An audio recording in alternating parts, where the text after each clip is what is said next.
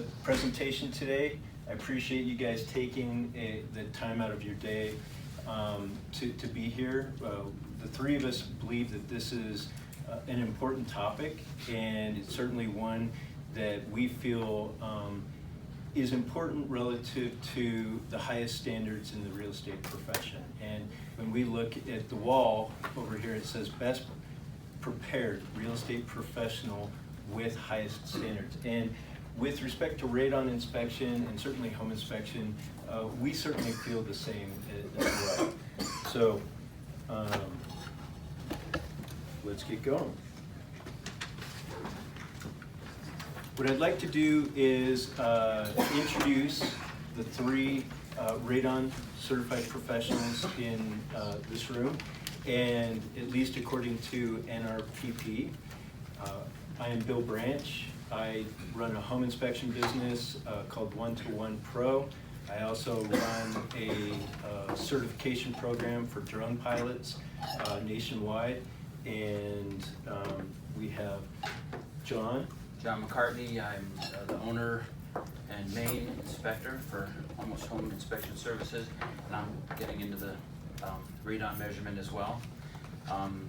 I've been in town for quite a while working for BEC Southwest, and recently throttled back to a little bit less of a stress situation and a little bit more enjoyable. And so I'm with home inspection and radon measurement. And next, you guys all know Drew, and he's Northern Arizona's premier resource for radon, anything just about radon measurement, radon mitigation. He's been around, and he's your go-to guy. All right. Drew Ramsey with Architectural Environmental. Yeah, we've been certified since the 80s through my father, who ran this company. And I took over back in 2012 and became certified in 2013. So we can help you with any radon testing, mitigation needs. And right now, currently, I hold the most certifications in radon in the state. It's pretty impressive.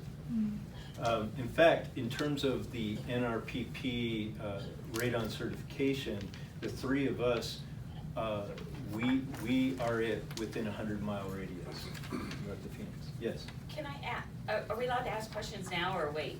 You can ask questions. So what does it take for someone to become certified radon?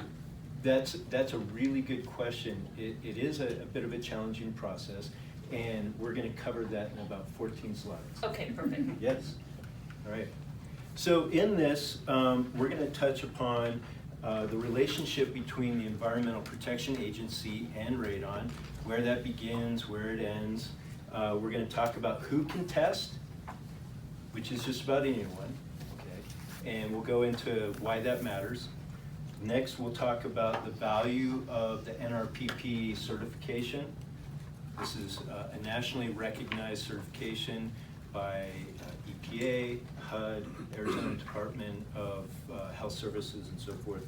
And then we'll touch upon maybe some legal concerns, or certainly maybe we should be asking ourselves some questions regarding when we hire a radon professional. And then what does the EPA, HUD, Arizona Department of Health Services say with respect to looking for a radon professional? All right, so at the beginning of this slide, there is a link, or at least my email address, that says, if you want a copy of this, I'll send it to you. And the reason I want to provide this to you is that this has active links, so that you can, if you have it on your desktop or your laptop, you can click on it and do your own research. So everything in here is based on the facts from EPA, from HUD, from FMA. It's all here, and I provide the links for you, okay? All right, so who can do the monitoring? And this is a really good question. Just about any person, competent individual, can grab a radon device or radon or a charcoal canister and do a measurement, okay? And so there's no regulation here in in Arizona relative to that point.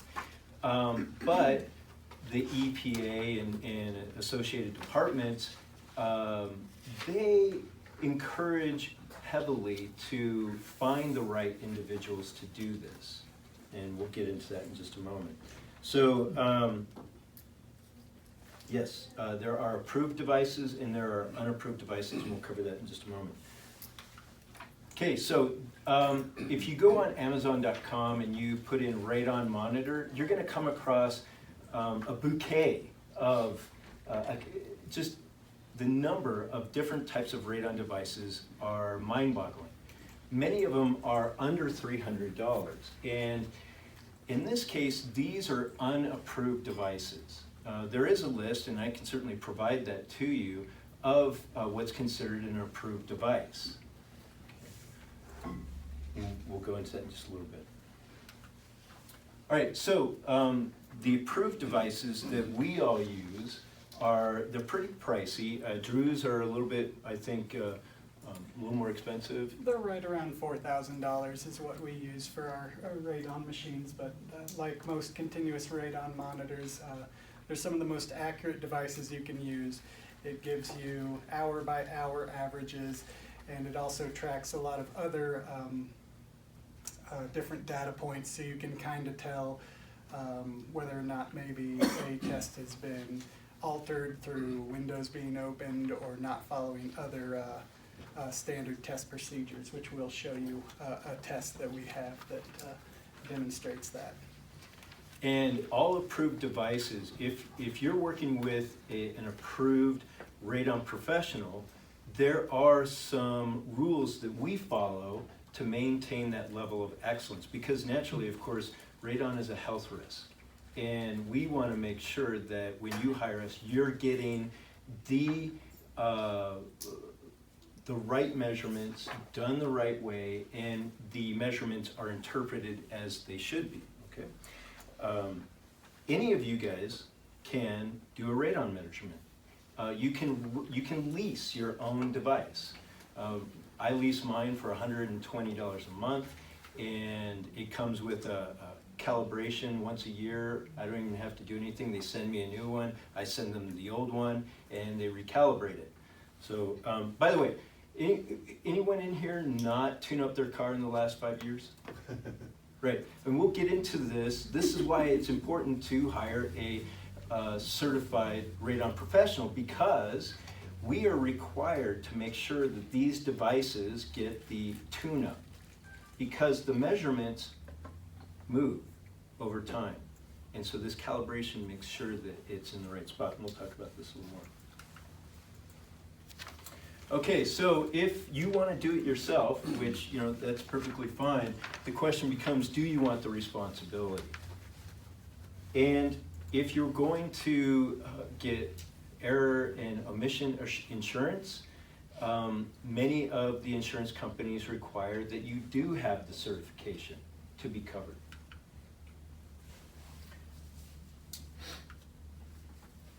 And as real estate agents, you guys probably are very familiar with this term, chain of custody. So I'm not going to go into too much detail here, but just understand that particularly if you're going to be working with HUD, who requires an NRPP certified individual, you need to have that chain of custody. Who is really doing the work, and can it be backed up? And so this is off of Wikipedia. I'm not going to read that. You guys, if you want to download it, can do that on your own time. But if there is an inquiry, what kind of questions might be asked? And so I'm not asking to get anything from you right now. I'm just saying this is something to think about. All right, so the rule of certification is trust and confidence. With the NRPP certification, we're not only going through the training, we are also going through a test, just like the real estate exam. You guys all sat down in a proctored setting in which you have to take the exam. I forget how many questions it was, but it was a hard exam. And also, they require us to go through a couple more steps. They tell us, you must have your own device. The device must be calibrated before you use it to get your certification. You must demonstrate that you know how to read the device in terms of the data that it spits out. So to get to that point of certification is pretty rigorous, and there's some more to talk about. All right. I would add in there also to interpret the data, because it gives us data on temperature, on barometric pressure, on what else? Humidity. Humidity. Yeah. And so that tells us things about the weather. It tells us, did they open up the windows? Oh, you can see where the heat was on, because now the temperature is level, but now all of a sudden it dives down and the pressure might change some. It's like, oh, it looks like, and then the radon all of a sudden goes diving down. It's like, oh, somebody opened the windows. With the charcoal thing, you put it in there and you promise that nothing happened. With our equipment, with our monitors, it tells us, it gives us a lot of clues, and so we're expected to be able to analyze that stuff. Indeed, and in fact, today, I think Drew and I will touch upon this. There's 2 different radon tests. I just did these last week, in fact, and it's the same house. The homeowners didn't follow the instructions as they should have, and when you see the 2 differences, particularly with the graphs, you're gonna say, oh, yes, indeed, this has impacted the results, okay? All right, so it also means confidence, and confidence is that the 3 of us are representing ourselves as true professionals. We've gone the length to prove ourselves with respect to understanding radon, understanding the process, understanding the measurement, and knowing how to analyze the data. We believe this to be very important because radon is a health risk. We're not willing to put you or your clients at risk by not being the best. So we are doing the best we can. And that means that that delivers confidence. All right, so let's talk about this right here. The EPA's role with regards to radon. And up to October of 1998, they were the governing body, so to speak, of radon professionals, radon devices. If you wanted to be a radon professional, you, like Drew's dad, went through this very rigorous process. And I think he traveled all the way up to Chicago, is that right? No, he had to go to Washington, D.C. for his first training class back in the 80s. Yeah. So. So eventually, the EPA realized that this was a little bit overwhelming for them at the time, and they decided to move that responsibility over to radon professionals. So when we say radon professionals, we're talking about 2 bodies, and primarily NRPP, that provide the industry-leading information and certification of laboratories, of radon test chambers, of radon training, of radon test, you name it, radon. These are the ones that provide the law of the land, so to speak, without it being regulation on a state level, okay? All right, so they transferred the authority to officially recognized individuals.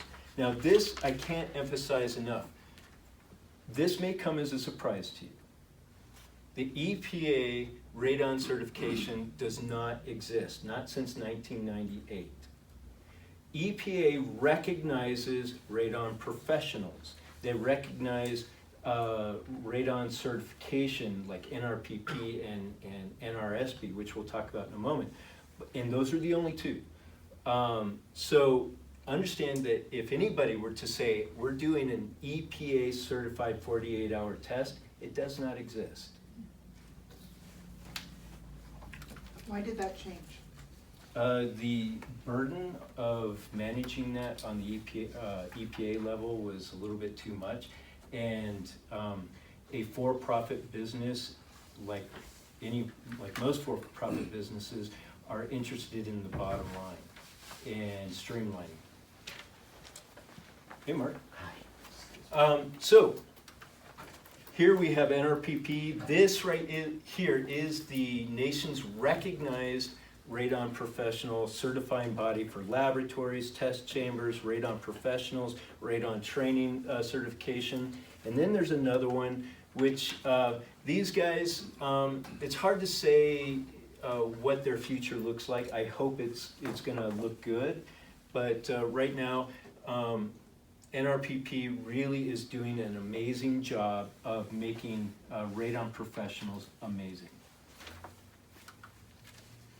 So to get to this point in time, rigorous training, proctored testing, device verification, very important, annual calibration, like a tune-up for your car. We are required as professionals,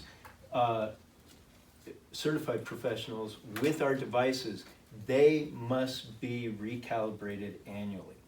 No questions asked. All right, so John and I, before we got this particular certification with NRPP, we both got this certification, and interestingly enough, at the time I thought it was enough. But once I started to head down the road of NRPP, I realized that this, through this organization, put myself at risk because I was not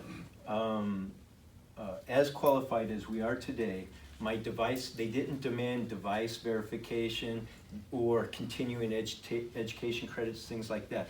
So these guys certify themselves, whereas NRPP is recognized by the EPA, HUD, FMA, Arizona Department of Health Services, Coconino County, which we'll discuss in a moment. And our insurance companies. Yes, Our indeed. insurance companies wouldn't give us the E&O coverage unless we have certification by NRPP or the other one that was up there.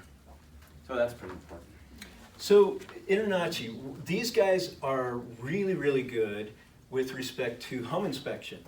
I'm a member. I really like the education that they provide, and I rely on it for continuing education.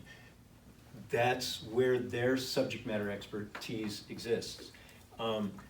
Their training is good, and I think that if you wanted to learn something about radon, I would read this. So in terms of their approach, whoops, let's go back. So when you take the test through these guys, it's an online test, not proctored like the real estate exam.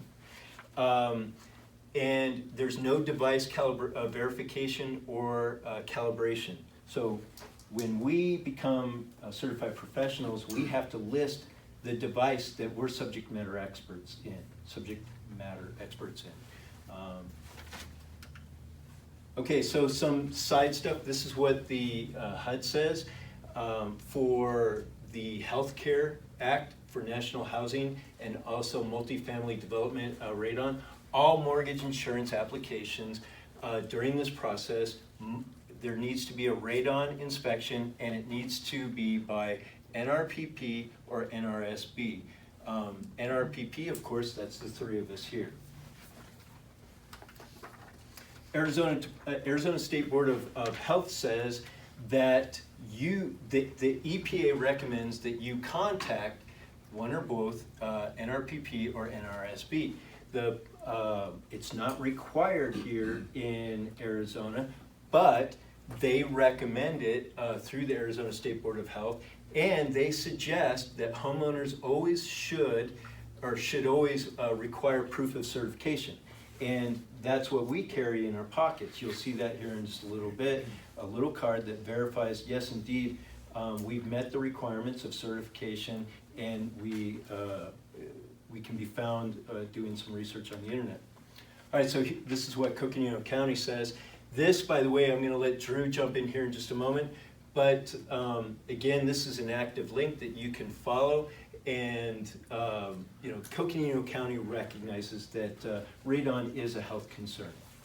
And so you see here that it says 1 out of 15 homes test above. That's the national average. AEA's been doing radon testing since 2001 in Flagstaff. And we've actually found that our city is more closer to a 30% of homes tested come back above the EPA action level of 4.0. So it's much more prevalent than most people realize in our city. And that's just because of our own natural geography and everything like that. And so, also I would add that Prescott is one of the higher cities in our state as well, if you're doing any testing there. Granite is known to be a very heavy radon carrying substance, and so they have those granite dells, and they like to use a lot of ground up granite under their slabs for fill. Those can be very difficult to mitigate when you're using ground up granite under their slabs. So And the granite countertops. those, Just kidding. we found those that, yes, they do have radon in them, but our limited testing with AEA, we haven't found those to be the cause of houses being found high with radon.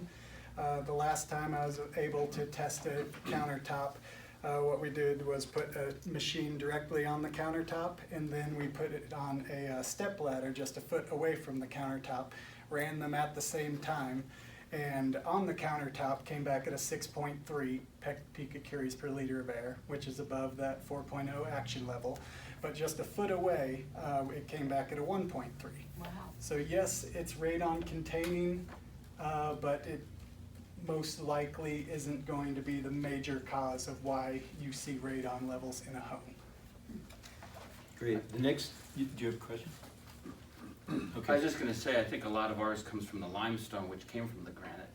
It's just that it doesn't start throwing off those alpha particles until it gets from uranium to radium to radon, and that's like 4.5 billion years. So there's plenty of time for those atoms to get involved in different rock strata. And so we're sitting on all this limestone, some sandstone, and there's so many reasons that, to enable it or inhibit it from getting into a house, as far as wet clay, dry clay. Is it just gravel? Is there gravel like everywhere and it just blows away, and so it isn't kind of forced into the house?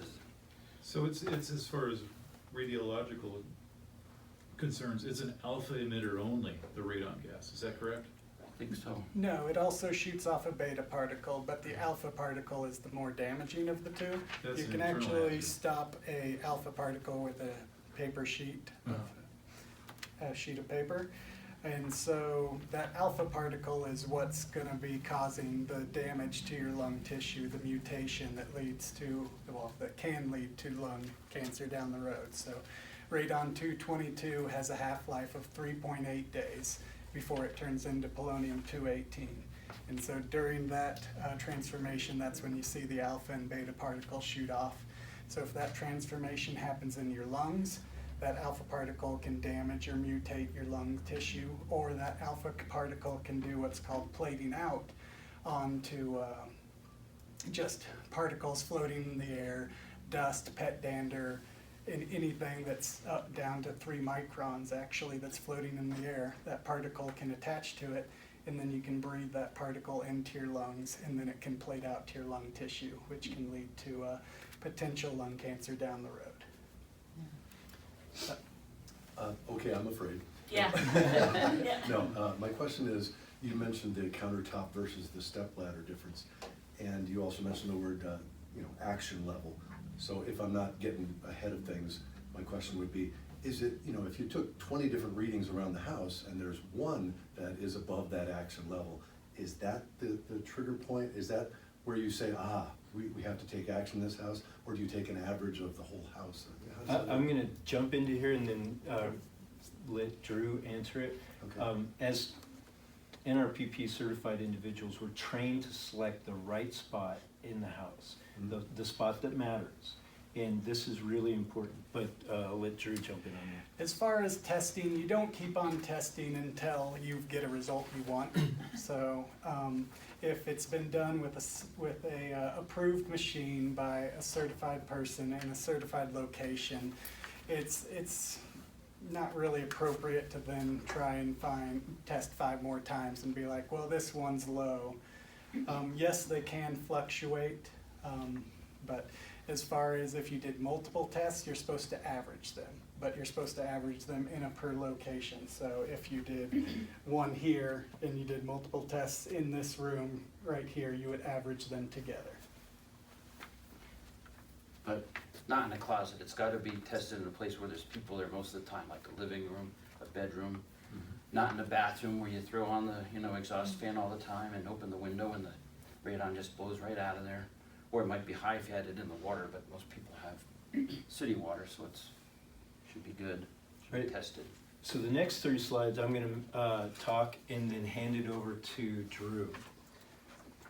All right, so competent companies say, in this particular case, I just recently did this 2 weeks ago where NEI Global Relocation and Home Buyers Preferred, a part of their relocation of the employee requested that during this real estate transaction that there be an NRPP certified individual to do the radon measurement. And there were some other elements as well with regards to if it's above 4, making sure that you have the right individual to mitigate as well. All right, to drive the point one more slide further, this is the device that John and I use, and some of you have seen other home inspectors use this particular one by AirThings.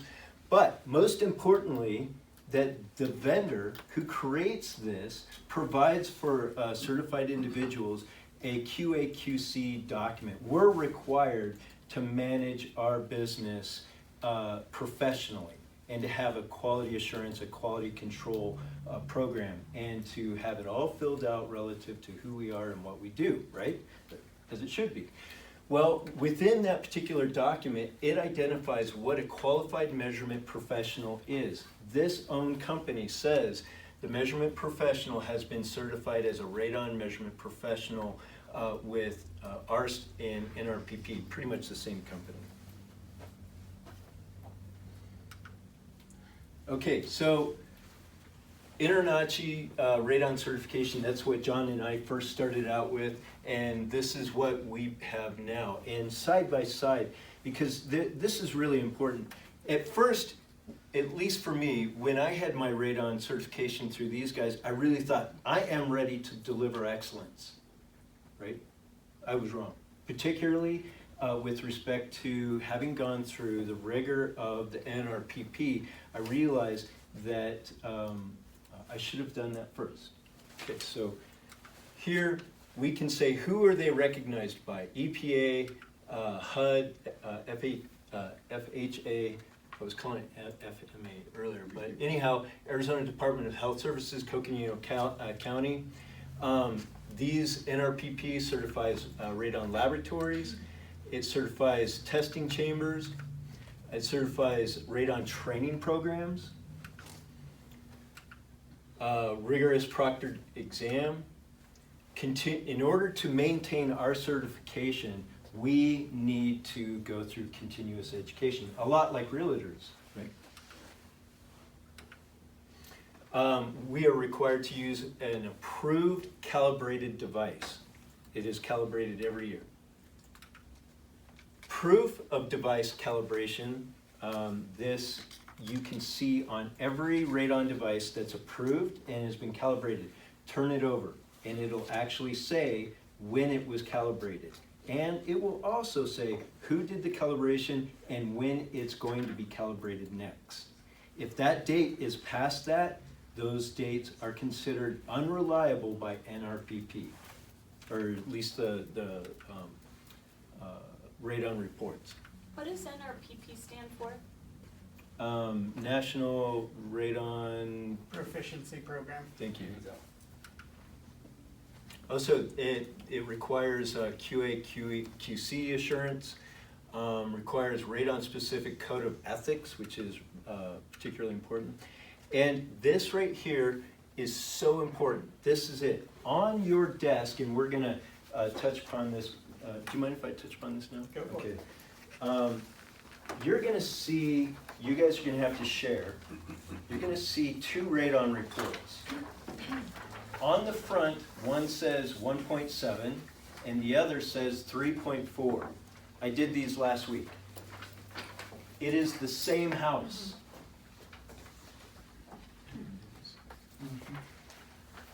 When you look at this, 1.7, that looks pretty good, right?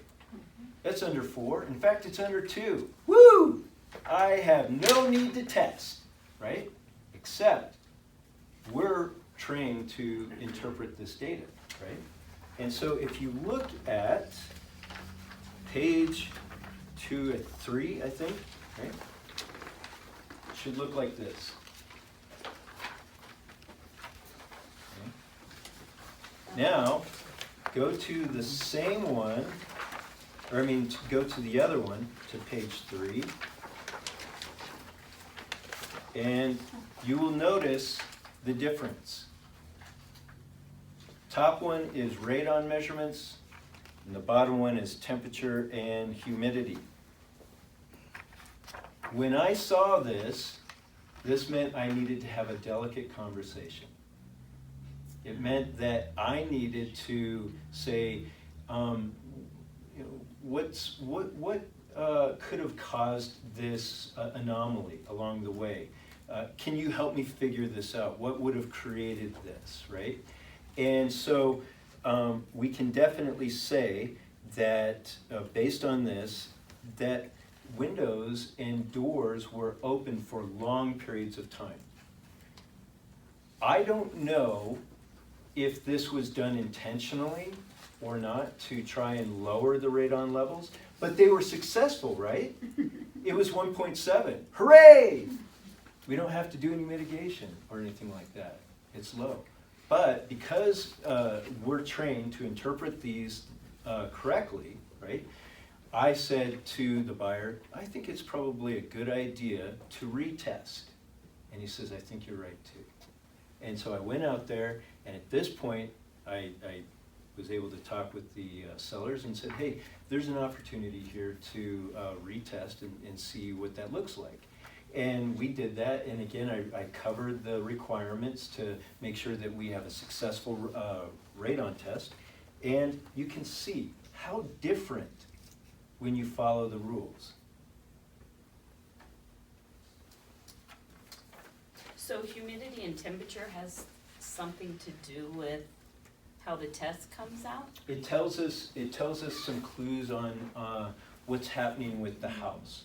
For example, John and I had this conversation the other day about if you have a really strong wind, 35 miles an hour or higher, and it creates that pressure on the house, and then it creates a negative pressure on the inside, and at that point in time, that negative pressure pulls the radon out of the ground and into the house. There's a possibility that due to that high wind, the radon is increased, right? And so we can see this based on the barometric pressure. We can see it based on other factors like the humidity. But each of these play a role in interpreting what's happening with this data. If we typically see that the radon is flatlined in terms of smoothing, if you're familiar with statistical terms, if it's relatively flat, like it is in the second one with the retest, and we look at the other data, we can say that was a healthy, successful test. But when we start to see fluctuations, we start to look down at the other graphs and line it up.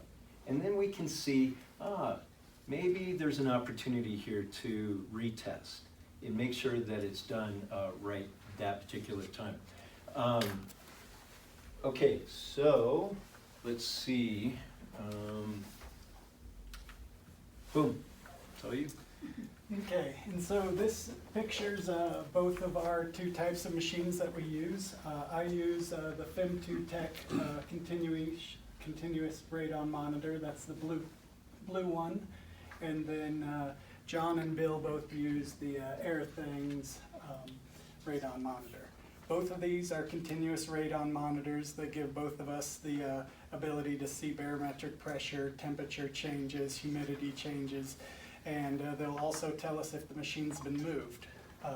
That way we can use all that information to help verify whether or not we see any weird instances of radon changes. That way we can really tell if a test is accurate. Whereas if you use a charcoal test, that will just give you a base level. It won't tell you any other information, They could have put it outside as soon as you left and brought it back in 10 minutes before you got back, and you wouldn't have any idea. So these are both approved devices through NRPP and ARST that we calibrate yearly. Because there's so many potentials for people opening windows, opening doors, that's why all three of us have our errors and omissions insurance, because we technically cannot 100% certify our results, because there are ways that potentially people could affect our tests without our knowledge, even with all these. Well, for what period of time must those windows and doors remain closed? Well, we'll cover that in a second, but it's 12 hours in advance, and then you set your test for a minimum of 48 hours. Or if you arrive on scene and the windows are already open, you can close them right then and run your test an extra 12 hours and void the first 12 hours of your test. So our machines have that ability built into them that it just specifically voids the first 12 hours so that you can then look at the 48 hours. And it's just been found, if you look at a test, you'll see it slowly ramping up through those first 12 hours, and that's why they're artificially low and you want to avoid them. These devices that Bill mentioned, these are some of them that you can find on Amazon. They're great devices for just homeowners that want basic information on their radon levels, so they can see if they see any weird swings in their house or anything like that. But they're not great for if you're going to be giving people professional advice on whether or not a house should be mitigated. I've tested against these first three on multiple occasions. I've never seen them come within 25% of my results that were also done at the house. I've even seen some, one person was actually using this one, and they called me all concerned because their house was reading at 1900, which is an extreme level. And so I came over right away, set my machine. Turns out their house was only at a 4.7. Still above that 4.0 action level, but at 1900, I've never heard of that being possible, short of a chamber where you can actually regulate the radon levels. So it gives you a good idea if something weird's going on, but I would never base my recommendations off of an unapproved device. And there are more than a few companies that use these in Flagstaff. So just be aware that there are approved and unapproved devices. And I'll just add to that one bit. The devices that we use, the approved ones, they're calibrated annually through a company that's certified to do this calibration. Those companies that provide the calibration will not attempt to calibrate those unapproved devices. And additionally, the ones that we have 4 measuring units in it, and there's logic in there, obviously, to where if one went bad, they'd give us an error message, but it wouldn't be using that data. We know there was a problem. And so it's kind of like we're setting 4 tests in there at the same time. So between that and also with our QA/QC program and through the specs that we abide by, put out by the NRPP, we have to,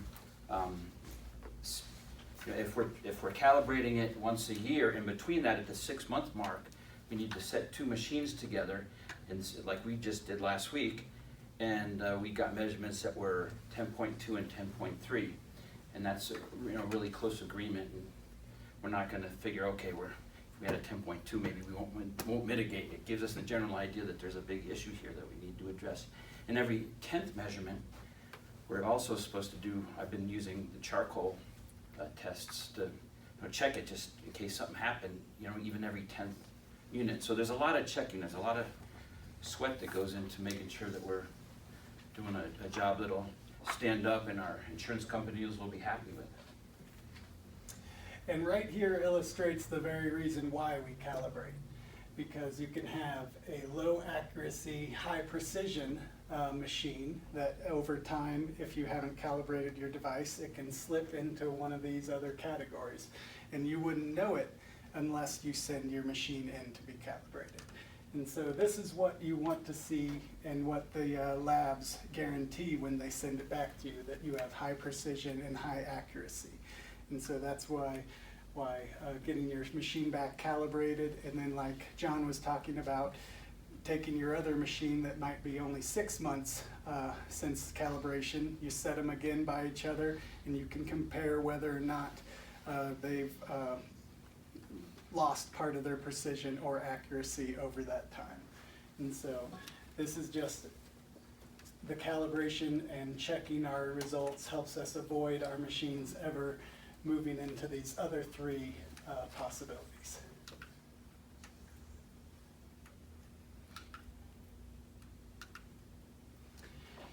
And so the average radon level outside is a 0.4. That obviously fluctuates with weather, but that's an extremely low level. And as far as the average indoor, this is a national indoor average of 1.3. Ours is much higher, maybe not much higher, but is higher than that. I would say our average is probably in the 2s for what we've seen over the decade plus that we've been testing in Flagstaff. And then, so the EPA has set their recommendations on actions you should take with levels you see. So at 4.0 and above, they recommend remediation / they tell you to fix it on a few of, if you go to the EPA.gov site, they'll have multiple pages with a lot of great information on radon. But one of them that I really like is the health risk chart that they have. They give you quantified, say this level of radon is equal to this chance of, say, drowning, and then it also gives you a statistical analysis of this level of radon has this percentage of turning into lung cancer down the road. So it gives you a lot of good information of what your risks are at these radon levels that you're seeing. And then you get into the 2 to 3.9 range. They say consider. Normally, they recommend remediation if you're already going to be doing construction work that would make the remediation cheaper or less destructive to your home now. Our AEA's experience is that because Flagstaff has access to those cinder hills out east, we use cinders under probably 95% of our slabs. That doesn't give us a lot of good airflow. I'm from Kansas City, and there we would almost always find washed aggregate gravel with a lot of air gaps, so it made removing radon very easy from under slabs. With cinders, one system is going to be very difficult to get it below that 2.0. So we're actually shooting for just below that 4.0 with radon mitigation in Flagstaff. Just because it would take multiple systems on the majority of houses to get us below that 2.0.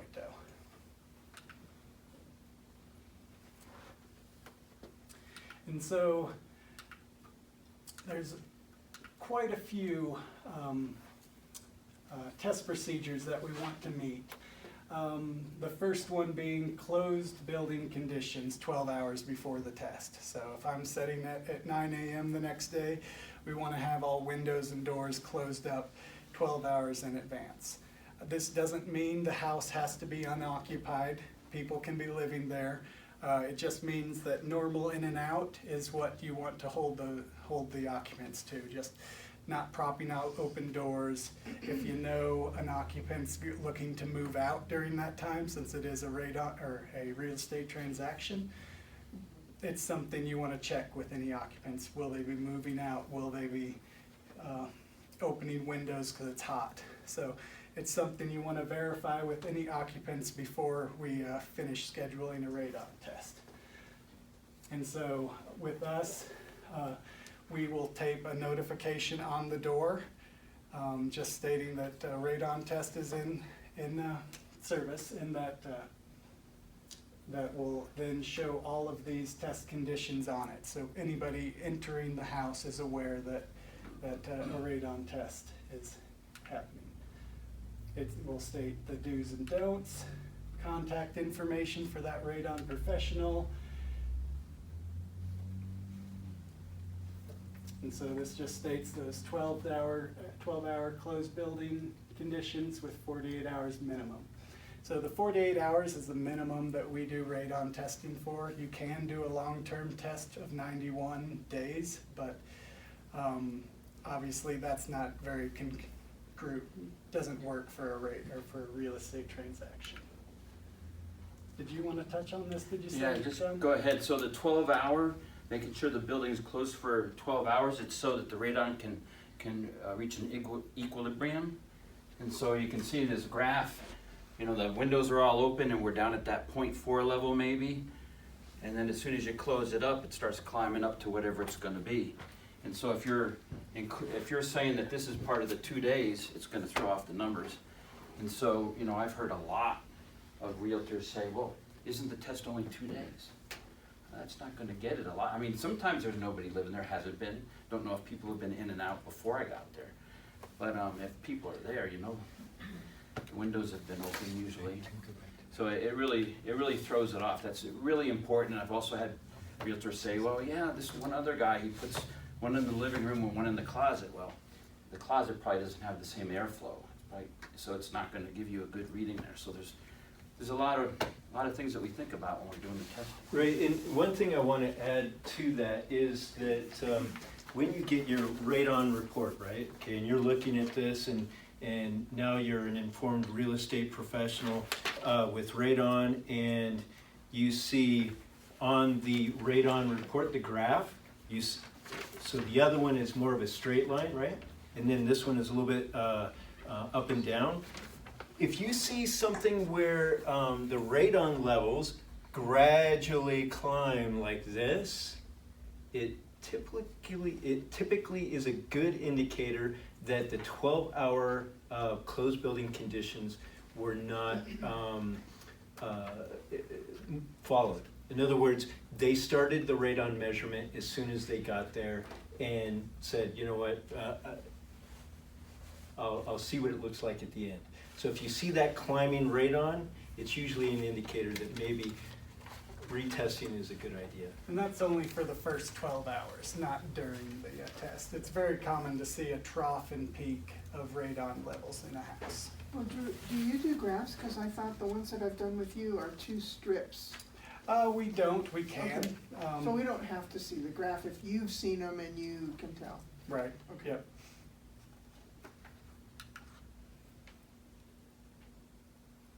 Yeah. So these are just some of those that we've already talked about, but some of the other ones, not operating a whole house fan, not operating a fan in the room that we're testing in, don't run a fireplace unless that's a primary heat source, not operating gas appliances, but you need to know that water heaters, HVACs, those are okay to operate during testing. Also, gas kitchen stoves are okay to operate. You wouldn't want to run like a kitchen hood over your stove during a radon test, because that can have a negative effect. It can actually cause a suction in the house, and it can actually bring up more radon into the house if that's running. What about air conditioning? That's allowed, as long as it's in its standard operating mode. You know, you don't want to cool it to an extreme level or anything like that. You need to stay within the 65 to 80 degree range. And as long as it's not an air exchanger. In other words, it's not pulling air from the outside or introducing exterior air into the inside of the house. Such as a heat pump. Unless that air exchanger has been installed for the purpose of being a radon mitigation unit.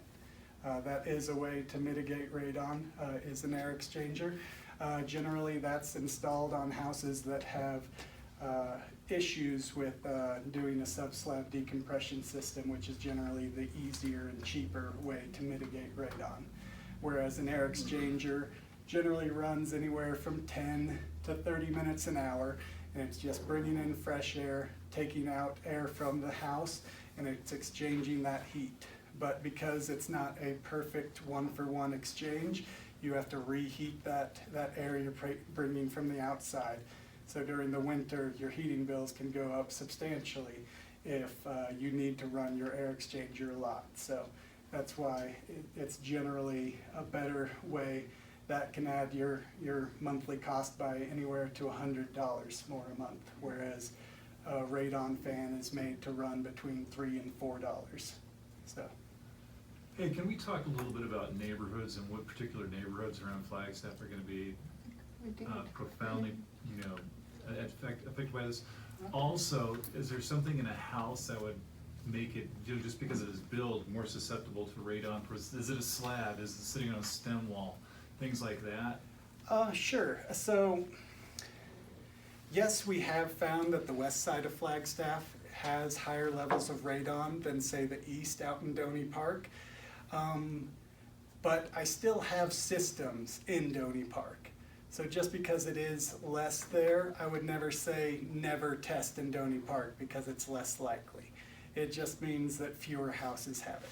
But every neighborhood you run into there's guaranteed one house is going to have a high level of radon. Yeah, I'm just thinking, just from experience, a walkout basement, I mean, that is likely, something like that's gonna happen. A If basement- it's got a 3-foot stem wall, is that gonna be more likely to have the radon, or is it gonna have enough venting to push that out?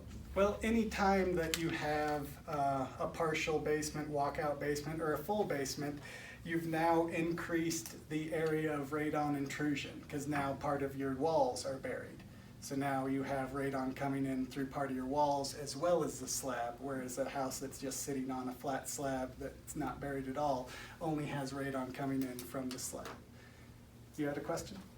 Yes, have you found any problems in Belmont? And I have a second question also. What does usually trigger the need for a radon test since it's not mandatory? Well, Belmont, I live out in Belmont, and I do have a few systems out there. They're lower than our city average, though, of Flagstaff. I would say they're more in line with Doney Park, and if you're talking about those neighborhoods right there. There's some houses over there need a pump because they get a lot of Groundwater? water. Yeah. Yeah, and that's something that we would take in consideration if we need to remediate. But my experience is that there's less of a chance in Belmont than Flagstaff as a whole. But as far as what initiates a radon test, generally it's the buyers. But it's not because the home inspector recommends? Well, if your client is talking with their home inspector and they recommend it to them, then that can be very well why they decide to do one. But it's not required, as you said, by state law to do a radon test. Going back to Eric's question, are you seeing a marked difference between a slab and a crawl space?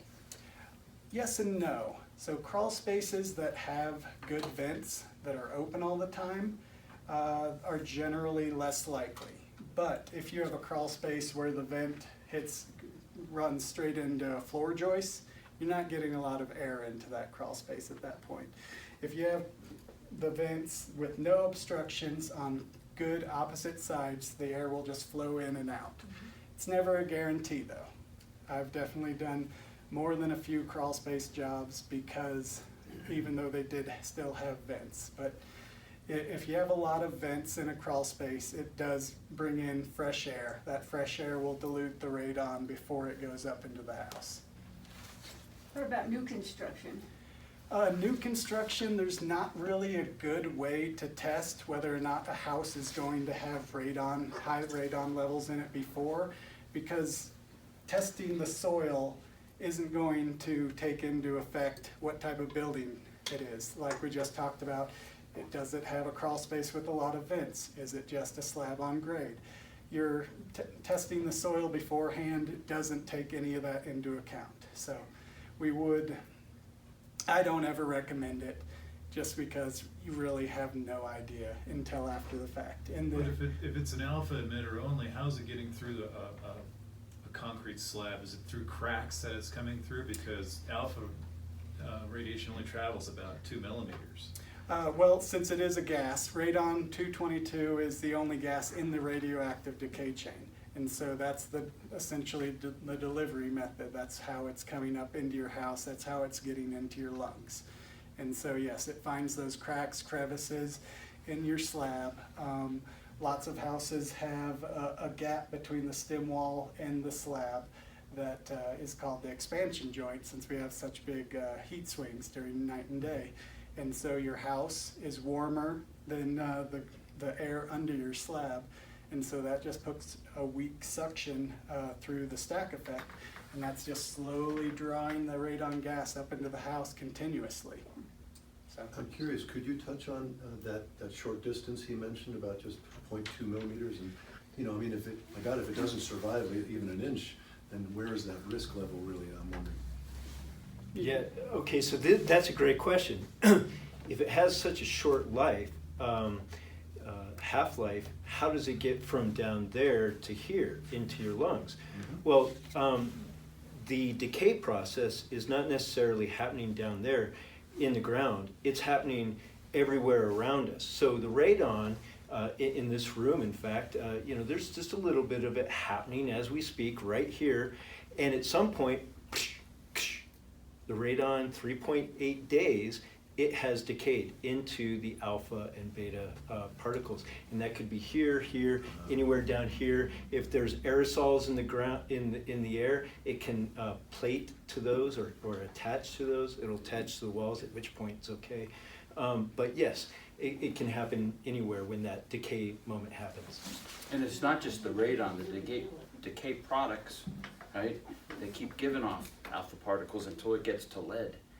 And so once it's in there, you know, it'll give off, and I don't know if there's 5 different times it gives off alpha particles, and it happens it sits around as uranium for 4.5 billion years, but after it gets to radon, it goes to town, and it's like a couple of days, a couple of seconds, and it's giving off more. And so it's just like shots with, as far as physics go, they're small bullets, but they're happening all the time, and if it catches a cell or a DNA or something, and it can create that exuberant growth, you know, once in a, you know, it's very low probability, but it's happening all the time, and so kind of how lucky do you get? Is there an impermeable barrier that is possible to put down on the ground to keep it from going from the ground into the foundation and into the house? well, you can do, so that would require new construction remediation. AEA is certified in doing passive systems, and so that involves exactly what you're talking about. But essentially, we would put perforated pipe in that 4-inch fill that goes right below the slab, and then we would have a riser from that pipe that goes up through the house. And so that riser is just warmed from the house. That's why it needs to be in the center of the house or in some type of indoor wall. And so that heat will just create a natural draw on that perforated pipe that's under the slab. And you would also have a plastic membrane on top of that, of the fill between it and the slab. And so that allows that system to create a suction. And the rule of thumb in the industry is that a passive radon system is going to remove about half of the levels of radon you would see. And so after you finish construction, they recommend waiting 3 months for the new construction to settle. And you would do a test. If it still came back above 4.0, you would then activate the system by chopping out a section of that pipe, normally in an attic. It needs to be either above living space or have no living space above it, is where you would add a fan. And that's just in case you ever get a crack or leak in the system. You're not going to create a harmful concentration of radon. Yes? Can you give us a sense, maybe nationally and locally, I guess nationally, of how commonplace, how accepted it is? I'm thinking like a broker. I'm thinking this is thrown out there as a contingency by the buyer, and they're very concerned about their health and safety. And I'm imagining sellers reluctant to agree to it, and all kinds of arguments back and forth, and the sellers fearing the costs of remediation and this killing the deals. So I don't have any stats either on the safety. I'd love to know what CDC says about the health risks of radon, but the other stats I'm interested in is how commonplace is this in transactions nationwide? As far as nationwide, there are many states that real estate transactions are required to have radon tests, such as Colorado, Maryland. Many more East Coast states actually require radon testing be done in any real estate transaction. As far as is it a recognized science? It definitely is. The CDC has recognized radon as a health risk. WHO has recognized it. The Surgeon General of America has recognized it. Literally every major health organization in the US and world that I'm aware of has recognized radon as a health risk and cancer causing. So to answer your question with respect to number of radon tests per home buying experience rate is about 1 in 3. Nationwide. Here in Flagstaff. Yes. So what is the advocacy in Arizona necessary? For instance, I sold real estate in Colorado in the 80s. It was a standard part of their contract, real estate transaction, just as lead-based disclosure is here. So what type of statewide advocacy is there right now? Are you, as a group, trying to put forth that need in real estate transactions, or how did they get it in Colorado and let's say not here when you have 1 in 3 homes? Because really, it's an extra expense. We have a lot of new builds, and normally people who are buying those are first-time homeowners. They can't afford it. So unless it's a standard part of the contract, a lot of people just aren't doing it. So do you know of any, is your association doing anything statewide? Well, NRPP doesn't finance anything like that, but we do have a state board of radon, and Rich is the leader of that. And I've talked with him, and I think Bill has talked with him as well, and I think John even has. But we've talked with him with trying to move forward with getting certified people as a testing requirement to do testing, but regulations are just very, very slow moving and not a priority we've found in this state. It's very hard. Yeah, what state are we in, right? It's very You hard. don't even change times with the rest of the. Well, Yeah. I So think it- part We're of ahead it of should, everyone at part of home. it should be, for us as agents, Yeah. CYA. Yeah. Yeah. Drew's done quite a few remediations for me, and like a brand new construction over in Presidio tested 9.8%. Wow. The builder didn't know anything about it and was Right. like questioning me, well, this is, hogwash or whatever, and I'm like, no, it's not. Here's a report, read it. And so then they finally agreed to do it. It was a slab.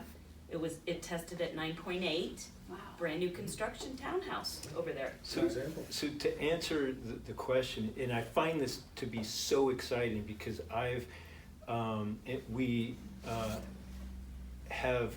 we're passionate about this, which is why we've gone the length to become certified, but particularly I'm passionate about it for other reasons.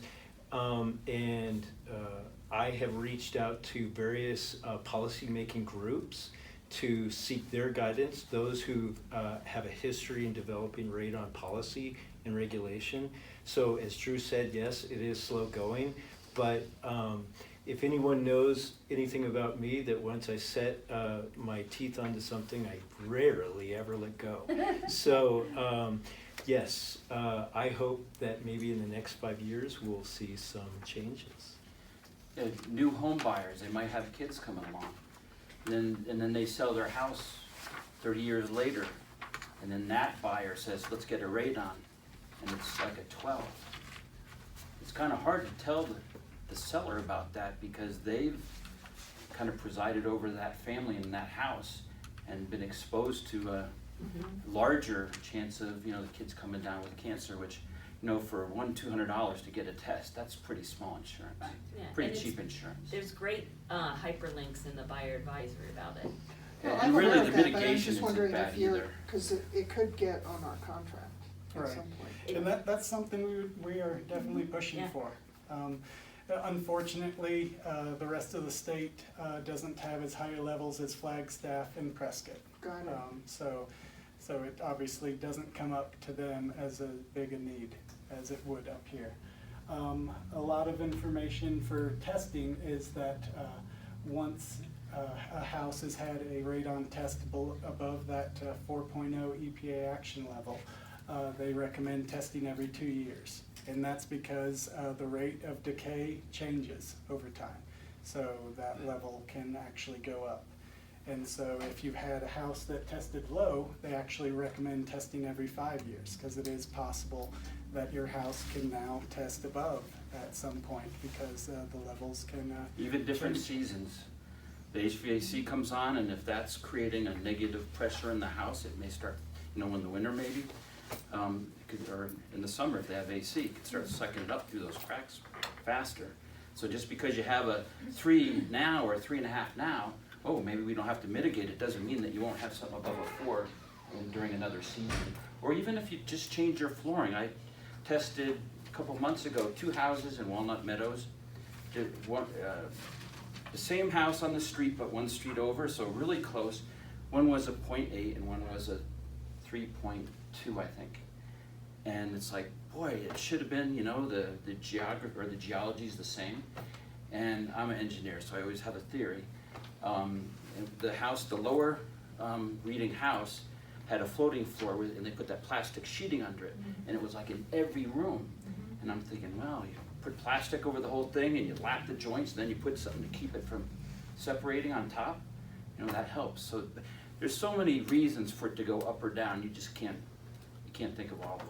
It just, like they say, you know, one house next to the other, one will have it, one won't. You just don't know until you test. If you remodel, that can change your radon levels. They do recommend, like I stated earlier, that you wait 3 months for the new construction to settle before testing. And also if you ever change your livable area, so if you remodel downstairs, whereas before you never spent any time, they would recommend then testing downstairs if you haven't beforehand. Yes? A question, I'm buying a house from John, and I have that in there, that NRPP inspection as my, you know, contingency. John's not cooperative, and he's just in and out, windows open, and, you know, how do you handle your fees as far as, hey, you know, I need you to go back again, the seller's not cooperating very much. You know, well, this is the 3rd time, Jim, we're gonna have to charge, and what, do you charge every time you go out, again? I don't know about every time, but, you know, time is money, because our $1,500 or $4,000 monitor, you know, can only be in one house at a time. Yeah, Right. And so you need cooperation. well, it's customary there. Obviously, it would be separate between different companies, but yeah, we try and give a little leeway and stuff like that, but yeah, 3rd time, there would definitely be, I think, any of us wouldn't start charging people more. Okay.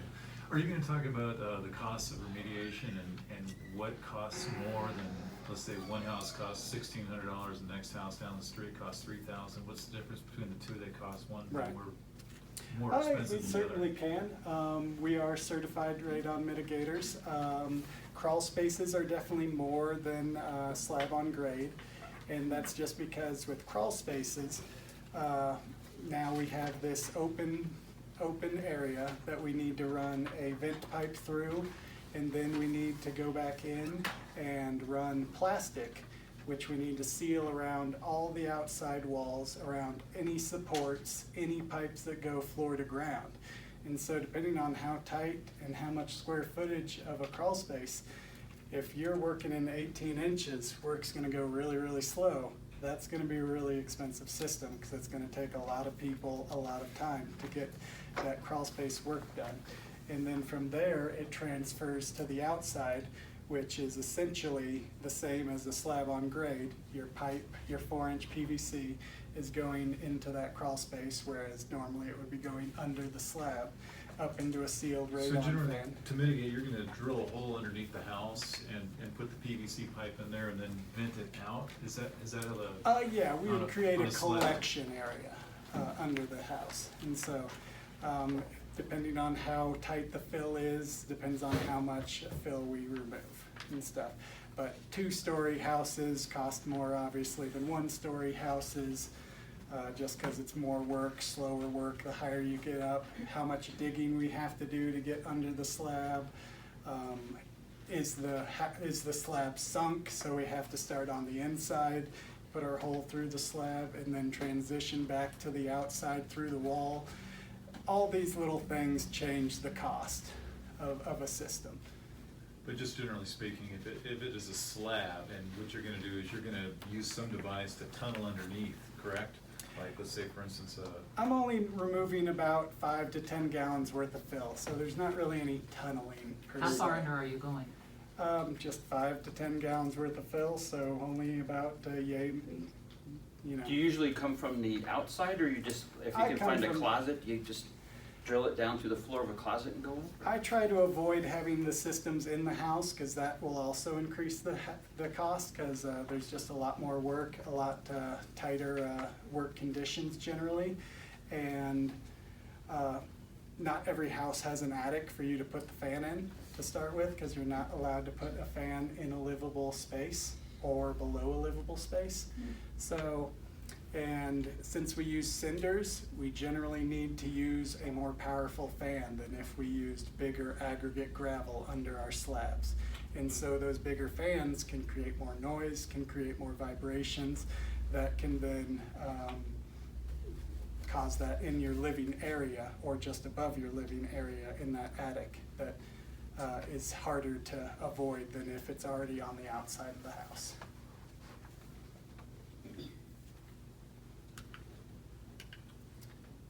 Do you want to finish this up? I think there's Yeah. only a couple more that you wanted. So here we go. All right, Drew has his card as well, and we didn't get a chance to add it in, because this has been edited a few times. But NRPP certified individuals, we have our cards, the expiration date, how to research it, the device that we are approved to use and interpret the results. At the end of this, if you guys sign up, send me an email that you want a copy of this, I'll send it to you. The EPA resources and other things like, for example, this guy here is Flagstaff Geology, and this is the geology of radon. Hey, if you can't get to sleep one night, maybe this might help. Any questions? Just anything about the actual risks of radon? I don't know much of this, anything about the science of just how deadly it is to how many. It's like a viper. To what percentage of the population? I'm just kidding. Drew's the subject matter expert. He knows these statistics way better than I do, but it's relatively easy. Between 15,000 to 22,000, they say, are caused by radon or lung cancers that introduce death as a final end. A year. 15 to 22,000. A year in America. So 15 to 22,000 people die a year in America from radon-induced lung cancer. And the way they figured that out is if you go in, you're found to have lung cancer, they'll ask you questions. Are you a smoker? Does your family, work area smoke, or do you spend any time with secondhand smoke potentially? And if you aren't having any smoking related from yourself, family, friends, work area, they will then recommend a radon test a lot of times, not every doctor will. So, but that's kind of how they correlate it. If you aren't getting secondhand smoke or smoking yourself, then they'll correlate that more towards radon. So. Does that help? Yes. Roughly how much does an inspection cost? We're all in business separately, so Okay. I imagine we all have separate costs. But All right. It's higher if you go to the house and just do the test and then leave, but if it's wrapped up with an inspection, then you've already made that trip once. I do believe that each of us have a website in which the prices are located. Oh, good, thank you. Once you install a system to remediate, how long is that good for? I mean, we don't give a guarantee of how long. The fans that I use have a 5-year manufacturer warranty. And as far as what we've found, if it's just a single level slab, I've never had one test out high again over multiple years of testing. But if, say, the house is kind of on like a walkout slab where it's kind of a Z, part of the upstairs is on the slab, and then you have a vertical wall where radon's probably coming through, I've had to put a second system on the upstairs slab. I believe it was 7 years after we first put our house. But once we install a system, we'll do a radon test downstairs, but I will also have another radon test above that upstairs slab. The same as if a house has 2 different types of construction. So part of the house is above a crawl space, part of it is above a slab. I would then do 2 tests. So even though we're doing 2 tests, we wouldn't be averaging these together because they're above 2 different types of construction. And that's just because radon can come up into the house at differing rates from a crawl space or a slab. Yes? So you're using numbers, anything over 4, but 4 of what? What's the measurement? Picocuries per liter of air is what our devices use. There's another measurement that I don't think anybody else is using. And It's yeah, a it's European. not used in the, yeah, it's So, European. but yeah, picocuries per liter of air is, so it's Say that again? picocuries per liter of air, so Picocuries. 4.0, capital P, lowercase c, lowercase I, backslash capital L is how you would write that out. And so that was just found by Madame Curie back in the day. And so, And that's the measurement for for gas? for radon gas in the air, yeah. Yeah, I think it's in the billionths of particles is what the pico is. Yes.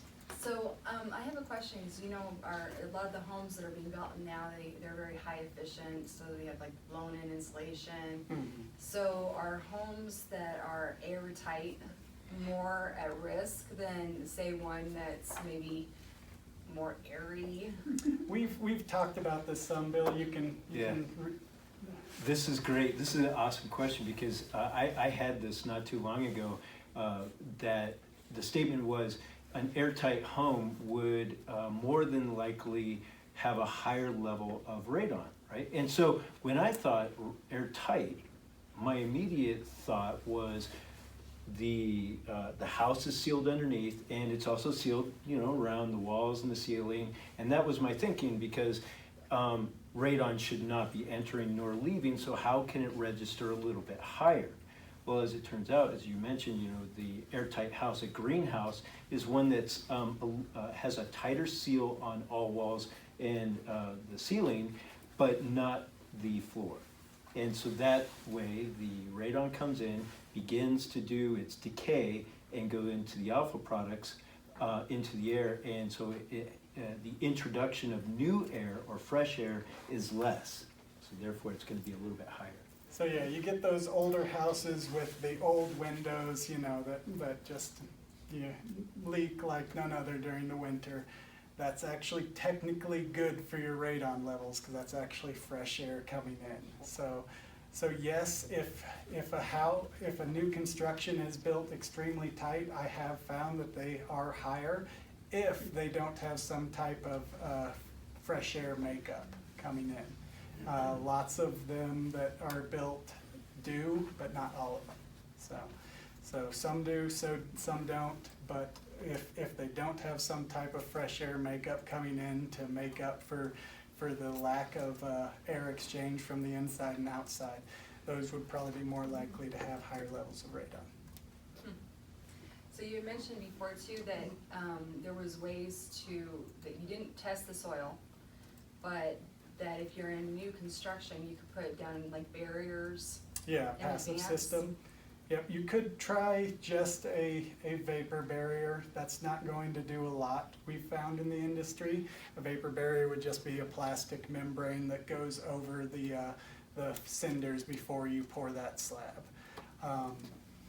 So if you really want to do some new construction, then you would want to go to the passive system that I talked about that has the corrugated pipe in this fill, that then the plastic is totally sealed along the outside of the stem wall and any pipes that are going through that fill with a stack going through the house. Those are found to be very, very accurate. Sorry, I have a lot of questions that I've Sure. been writing down.